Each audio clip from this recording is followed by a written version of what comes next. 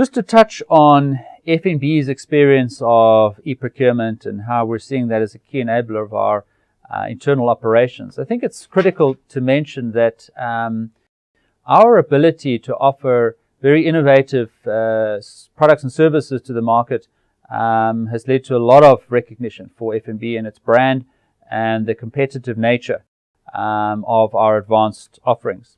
And the same is true internally. We're driving innovation and automation throughout our business and looking for all kinds of opportunities to make sure that we bring technology to bear on existing processes to get rid of paper as much as possible. And purchasing is no different. This is where the term e-procurement comes in. E-commerce is the broader term, where again, E is just the automation. So e-commerce is the automation of commerce, but it's a little bit more on the sales side of the business.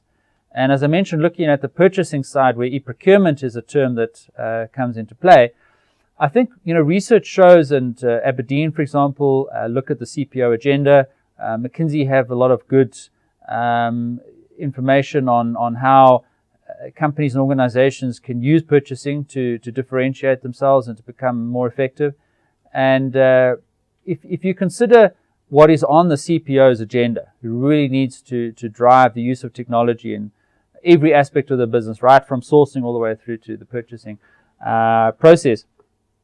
You find that your ability to combine what we talked about in another segment, e-catalogues, the purchase order process, the payment process, the reuse of HR information to manage the approvals, and the user access to view and select goods and services from the catalog and to create a purchase order that is then approved and goes to a supplier, etc. And as much as you can make that as efficient and as automated as possible, then you're helping your bottom line.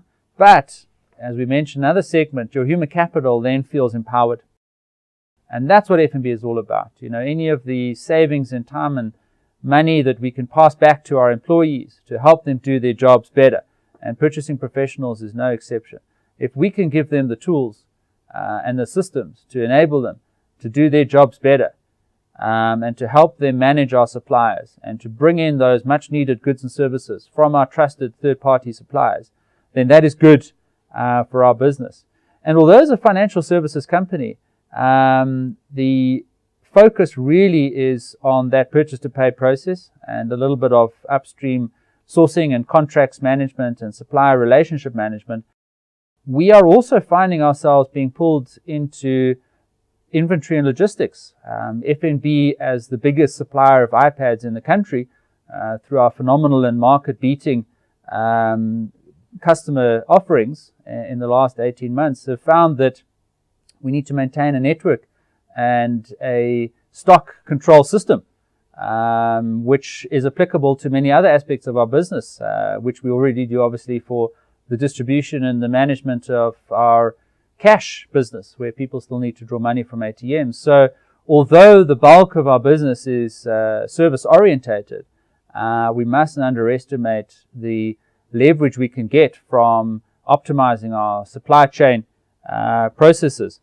And we've started that e-procurement journey. We really have made some great strides in bringing automation to bear on that purchasing process. I think where now we will start to add value with the next steps is to leverage ERP and to say, well, where, for example, in our organization do we have data that we can then combine with to improve what we're doing in purchasing? And HR is an obvious one.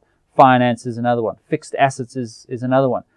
Existing contracts management systems is another one. So our drive really is around simplification and reuse